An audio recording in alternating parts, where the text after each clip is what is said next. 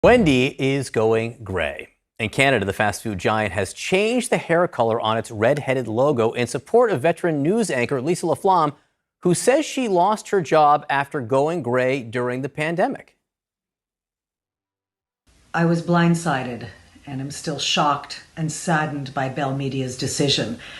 At 58, I still thought I'd have a lot more time to tell more of the stories that impact our daily lives.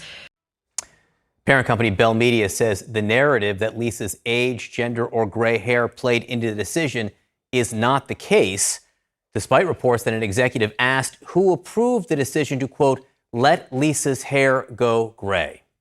With me now, CNN Chief Business Correspondent Christine Roman, CNN Business Correspondent Rahel Solomon, and CNN National Correspondent Erica Hill. So I kind of feel like I want to step back and not be part of it. People need to know there is a double standard in this business we have chosen. Anyone who says there isn't hasn't been paying attention here. So what do you see? There's everything you know, how you perform, how you interview, how you are in the field, and how you look. And in this case, this is someone with a 35-year track record who just won a major Canadian Broadcasting Award back in April, who just most recently covered the papal apology for what happened to the children in that country. She has covered Iraq, Afghanistan, elections, Olympics. It goes on and on and on. Yet a business decision, not performance, but a business decision was why she was told that she would be leaving her career after 35 years. A business decision that apparently looks like the way she appears. Yeah, the way she appears and or her age, right? The combination of the two. And you're right, there is a double standard in this business, and we know it.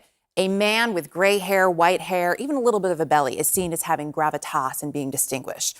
Women can't do that. And look, we know that, right? We've signed up for this. And yet, I would hope that I get to 58, right? I'm 46 now, and yes, I do color my hair. And someday maybe I will go gray, and if I'm lucky, I will look as fabulous as Lisa LaFlamme does. Yeah, she looks good. I'm not there yet, but I shouldn't have to be, right? And it shouldn't matter what your hair color is. Sadly, it does. And I wouldn't be surprised, too, if part of this was money, right? Oh, you make too much money.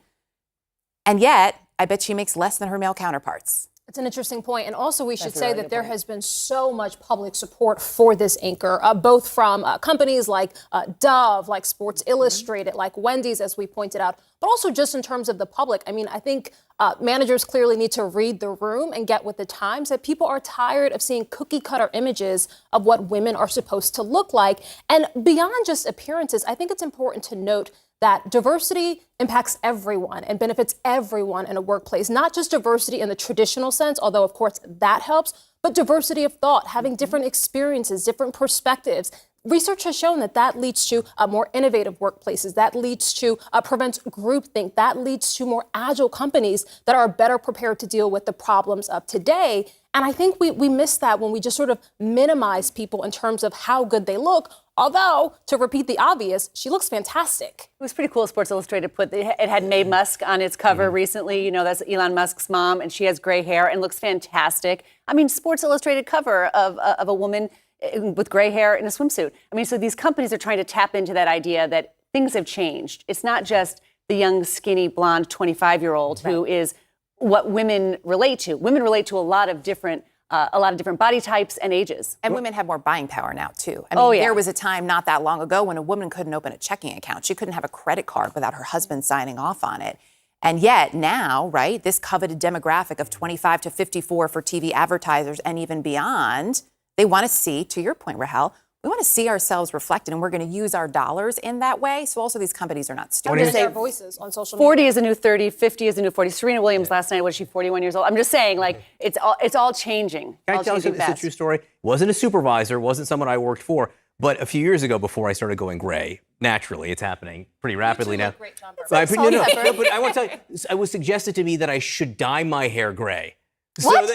So that I had more gravitas, because just what you said there was a sense that for me as a dude, the gray hair would be better. Yeah, you look too young.